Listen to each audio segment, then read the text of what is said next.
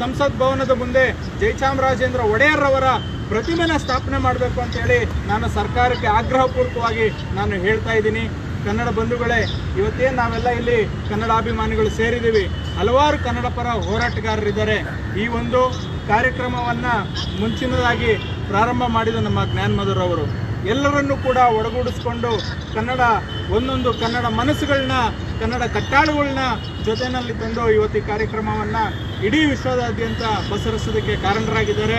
ಹಾಗೆ ಇವತ್ತು ದೇವರಾಜ್ರವರು ಈ ಒಂದು ಕಾರ್ಯಕ್ರಮ ಯಶಸ್ವಿ ಆಗೋದಕ್ಕೋಸ್ಕರ ಏನು ನಮ್ಮ ಮಹಾರಾಜರ ಒಂದು ಚಿಹ್ನೆ ಇದೆ ಇಲ್ಲಿ ಗಂಡಬೇರುಂಡ, ಈ ಒಂದು ಸ್ತಂಭದ ಕೆಳಗೆ ಈ ಒಂದು ವಿಶೇಷ ಕಾರ್ಯಕ್ರಮವನ್ನು ಏರ್ಪಡಿಸೋದಕ್ಕೆ ನಮ್ಮ ಶ್ರೀಕಾಂತ್ರವರು, ಹಾಗೆ ನಮ್ಮ ಅಜಯ್ರವರು, ಅರೇಹಳ್ಳಿ ಧರ್ಮೇಂದ್ರರವರು, ವಿಜಯ್ ಸಿಂಗ್ರವರು, ವೆಂಕಟೇಶ್ರವರು, ನಮ್ಮ ನನ್ಮಿನಿ ರೇಡಿಯೋ ಹರೀಶ್ರವರು, ಹಾಗೆ ನಮ್ಮ ಸಹೋದರಿ ಬೈಕ್ ಮೋಟೋ ವ್ಲಾಗರ್ ಸ್ವಾತಿರವರು, ಇತರ ಎಲ್ಲರೂ ಕೂಡ ನನ್ನ ಒಡನಾಡಿಗಳು ಆದಂಥ ಮಧುಸೂದನ್, ವಿಜಯ್ ಸಿಂಗ್ ಎಲ್ಲರೂ ಕೂಡ ಇವತ್ತು ಇಲ್ಲಿ ಬಂದು ಸೇರಿದ್ದೀವಿ.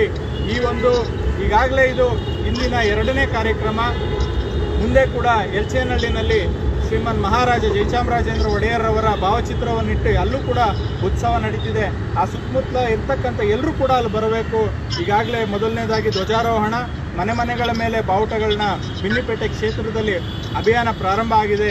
ಹೀಗೆ ಇವತ್ತು ಬೆಂಗಳೂರಿನಾದ್ಯಂತ, ಹಾಗೆ ಇಡೀ ನಾಡಿನಾದ್ಯಂತ ಹಲವು ಜಿಲ್ಲೆಗಳಲ್ಲಿ, ಶಿವಮೊಗ್ಗ, ದಾವಣಗೆರೆ, ಸಿಂಧನೂರು, ರಾಯಚೂರು, ಬೆಳಗಾವಿ, ಇಡೀ ಮಂಡ್ಯ, ಮೈಸೂರು, ಕೋಲಾರ ಎಲ್ಲ ಕಡೆ ಕೂಡ ಇವತ್ತು ಮನೆಗಳ ಮೇಲೆ ಕನ್ನಡ ಧ್ವಜವನ್ನು ಹಾರಿಸುವಂಥ ಕಾಯಕವನ್ನು ಕನ್ನಡ ಕಲಿಗಳು ಮಾಡ್ತಾ ಇದ್ದಾರೆ.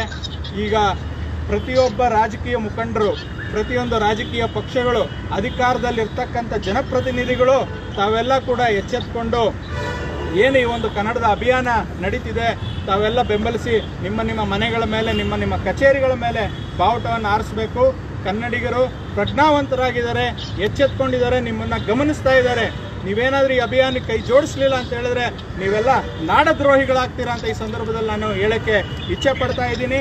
ಎಲ್ಲರೂ ಕೂಡ ಒಳಗೂಡಿ, ಈಗಾಗಲೇ ವಕೀಲರ ಸಂಘದ ಅಧ್ಯಕ್ಷರಾದಂಥ AP ರಂಗನಾಥ್ರವರು ಇದು ನನ್ನ ಆದ್ಯ ಕರ್ತವ್ಯ ಅಂತೇಳಿ ತಮ್ಮ ಮನೆ ಮೇಲೆ ಕನ್ನಡದ ಧ್ವಜವನ್ನು ಹಾರಿಸಿ ಈಗಾಗಲೇ ಎಲ್ಲ ಕಡೆ ಅದೊಂದು ಅಭಿಯಾನಕ್ಕೆ ಅವರು ಕೂಡ ಚಾಲನೆಯನ್ನು ಕೊಟ್ಟಿದ್ದಾರೆ.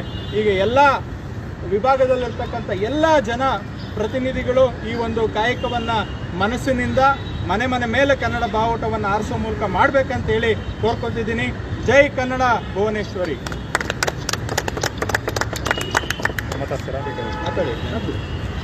ನಮಸ್ಕಾರ. ಇವತ್ತು ಆಗಲೇ ನಮ್ಮ ಗುರುದೇವ ಸರ್ ಮತ್ತು ಧರ್ಮೇಂದ್ರ ಸರ್ ಅತ್ಯದ್ಭುತವಾಗಿ ಮಾತಾಡಿದ್ದಾರೆ. ಇದೆಲ್ಲ ಇಷ್ಟು ಜನ ಸೇರಿ ಇಷ್ಟು ದೊಡ್ಡ ಮಟ್ಟದ ದೊಡ್ಡ ಎಲ್ಲ ಆಲ್ಮೋಸ್ಟ್ ಎಲ್ಲ ಕನ್ನಡ ಹೋರಾಟಗಾರರು ಇದಕ್ಕೆ ಸಬಲತೆ ಕೊಟ್ಟಿದ್ದಾರೆ.